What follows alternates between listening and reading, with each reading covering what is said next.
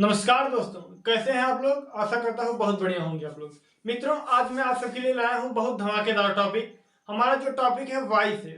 Voice का मतलब होता है बात, यानी इसमें हम एक्टिव वॉइस और पैसिव वॉइस के बारे में बात करेंगे। शुरुआत करने से पहले यदि आप लोग चैनल पर नए हैं तो सब्सक्राइब करिएगा और इस वीडियो को लाइक करिएगा। तो चलिए बिना देरी के हम शुरुआत करते हैं। जो हमारा टॉपिक है मित्रों, वॉइस। वॉइस का मतलब होता है मित्रों वॉच। वॉइस का मतलब क्या होता है मित्रों? वॉच। वॉच क्या होता है?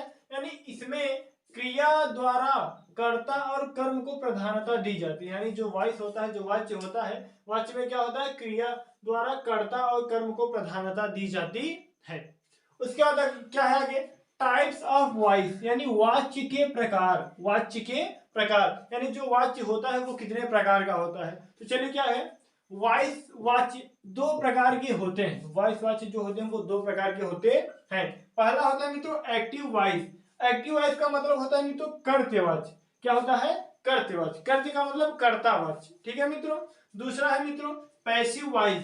पैसिव वॉइस का मतलब होता है मित्रों कर्मवाच्य। क्या होता है मित्रों? कर्मवाच्य। तो आगे बढ़ने से पहले आप लोग इसका स्क्रीनशॉट ले लीजिए, उसके बाद हम आगे बढ़ते हैं। चलिए मित्रों, अब हम इनके बारे में, इनका जो पहचान है उसके बारे में हम देख लेते हैं। ठीक है मित्रों, क्या है? Active voice. एक्टिव वॉइस का मतलब होता है मित्रों कर्तवाच्य। अब इसका पहचान क्या है, परिभाषा क्या है? देखिए, जब क्रिया के द्वारा, जब क्रिया के द्वारा कर्ता को, जब क्रिया के द्वारा कर्ता को प्रधानता दी जाती है, एक्टिव वॉइस कर्तवाच्य कहलाता है। यानी जब क्रिया के द्वारा कर्ता को प्रधानता दी जाती है तो वही एक्टिव वॉइस कहलाता है। एक्टिव वॉइस का मतलब होता है मित्रों कर्तवाच्य। दूसरा है मित्रों पैसिव वॉइस। पैसिव वॉइस क्या होता है? यानी कर्मवाच्य। कर्मवाच्य किसे कहते हैं? जब क्रिया द्वारा कर्म को प्रधानता दी जाती है। जब क्रिया द्वारा कर्म को प्रधानता दी जाती है, पैसिव वॉइस अर्थात कर्मवाच्य कहलाता है। अब हम बात करेंगे यानी एक्टिव वॉइस से पैसिव वॉइस में बदलने के नियम। उससे पहले आप लोग इसका स्क्रीनशॉट ले लीजिए। चलिए मित्रों, अब हम देख लेते हैं एक्टिव वॉइस से पैसिव वॉइस में बदलने के क्या क्या नियम है। क्या है एक्टिव वॉइस से पैसिव वॉइस में बदलने के नियम? इस एक्टिव वॉइस से पैसिव वॉइस में बदलने के बहुत नियम है, निम्नलिखित नियम है। पहला है मित्रों एक्टिव वॉइस का कर्ता। एक्टिव वॉइस का कर्ता। कर्ता का मतलब होता है मित्रों सब्जेक्ट। यानी एक्टिव वॉइस का जो सब्जेक्ट होता है, जो कर्ता होता है, पैसिव वॉइस में ऑब्जेक्ट यानी कर्म बन जाता है। ऑब्जेक्ट यानी कर्म बन जाता है।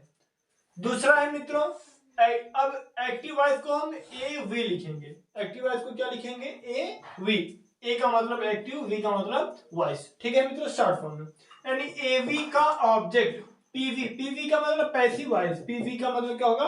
Passive voice. यानी हम शॉर्ट में लिखेंगे एवी का ऑब्जेक्ट पीवी में सब्जेक्ट यानी कर्ता बन जाता है। कहने का मतलब यह है मित्रों कि एक्टिव वॉइस का ऑब्जेक्ट पैसिव वॉइस में सब्जेक्ट यानी कर्ता बन जाता है।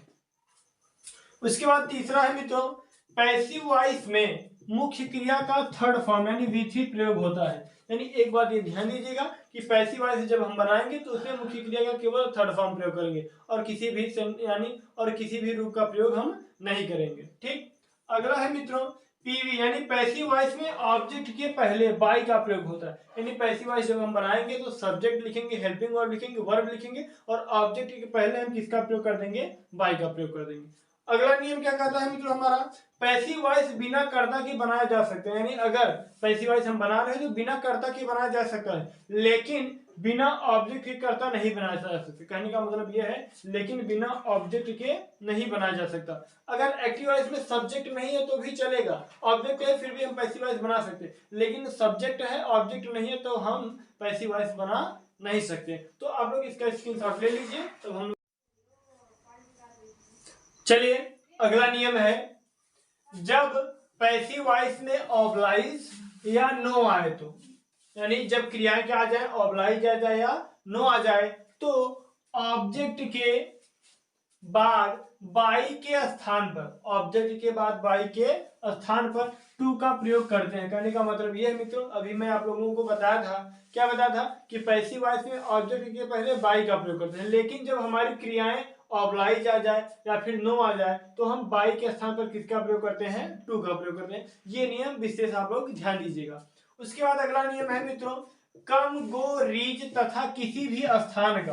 यानी कम आ जाए, गो आ जाए, रीच आ जाए, या फिर कोई भी स्थान का नाम आ जाए, ठीक है, इनके बाद, तो उसका भी जो होता है पैसिव वॉइस नहीं बनाया जाता है।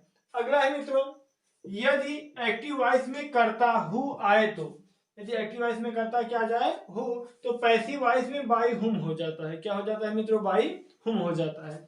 उसके बाद अगला नियम है मित्रों, यदि एक्टिव वॉइस में दो ऑब्जेक्ट हो तो, एक्टिव वॉइस में दो ऑब्जेक्ट आ जाए तो क्या होगा? किसी भी एक ऑब्जेक्ट को सब्जेक्ट बना लिया जाता है। ठीक है मित्रों, तो आप लोग इसका स्क्रीनशॉट ले लीजिए, उसके बाद हम आगे बढ़ते हैं। अगला नियम है मित्रों हमारा, पैसिव वॉइस केवल 8 टेंस की बनाई जाती है। पैसिव वॉइस जो होती है मित्रों केवल 8 टेंस की बनाई जाती है। पहला है मित्रों प्रेजेंट इंडिफिनिट टेंस, यानी प्रेजेंट इंडिफिनिट टेंस की बनाई जाती है। दूसरा है मित्रों प्रेजेंट कॉन्टिन्यूअस टेंस, यानी जो दूसरा है वो प्रेजेंट कॉन्टिन्यूअस टेंस है। तीसरा जिसकी बनाई जाती है प्रेजेंट परफेक्ट टेंस। चौथा है पास्ट इंडिफिनिट टेंस। अब एक बात ध्यान देना मित्रों, क्या ध्यान देंगे कि प्रेजेंट परफेक्ट कॉन्टिन्यूअस टेंस की नहीं बनाई जाती है, ठीक है, पास्ट इंडिफिनिट टेंस। उसके बाद अगला पास्ट कॉन्टिन्यूअस टेंस, अगला है पास्ट परफेक्ट टेंस, और जो पास्ट परफेक्ट कॉन्टिन्यूअस टेंस होता है उसकी भी पैसिव वॉइस नहीं बनाई जाती है। अगला है मित्रों फ्यूचर इंडिफिनिट टेंस, यानी फ्यूचर इंडिफिनिट टेंस की बनाई जाती है। अगला है फ्यूचर परफेक्ट टेंस, यानी फ्यूचर परफेक्ट टेंस की बनाई जाती है। फ्यूचर परफेक्ट टेंस की बनाई जाती है लेकिन फ्यूचर कॉन्टिन्यूअस टेंस की नहीं बनाई जाती है, और फ्यूचर परफेक्ट कॉन्टिन्यूअस टेंस की नहीं बनाई जाती है। ठीक है मित्रों, ये बात ध्यान में। आगे बढ़ने से पहले आप लोग इसका स्क्रीनशॉट ले लीजिए। चलिए मित्रों, अब हम कुछ नियम के बारे में और देख लेते हैं कि कुछ हेल्पिंग वर्ब जो होते हैं वो एक्टिव वॉइस से पैसिव वॉइस में किस प्रकार बदल जाते हैं। ध्यान से देखिएगा मित्रों, क्या है डू डज, यानी ये है प्रेजेंट इंडिफिनिट टेंस का, यानी डू डज जो होता है एक्टिव वॉइस से पैसिव वॉइस में इज एम आर में बदल जाता है। वो किस प्रकार किसके साथ क्या लगता है वो अगले वाले वीडियो में बताया जाएगा। उसके बाद इज एम आर, यानी जो ये प्रेजेंट कॉन्टिन्यूअस टेंस होता है उसकी सहायक्रिया क्या हो जाती है पैसिव वॉइस में, इज एम आर तो रहती है, उसके बाद बीइंग भी जुड़ जाता है। अगला है मित्रों हैज हैव, यानी ये प्रेजेंट परफेक्ट टेंस का सहायक्रिया है हैज हैव। जब पैसिव वॉइस में इसे बदलते हैं तो हैज हैव प्लस बीन हो जाता है, यानी वो सहायक्रिया तो रहती है, उसके बाद बीन का भी हमें प्रयोग करना होता है। अगला है मित्रों डिड, यानी ये पास्ट इंडिफिनिट टेंस की सहायक्रिया है, पास्ट इंडिफिनिट टेंस की सहायक्रिया है।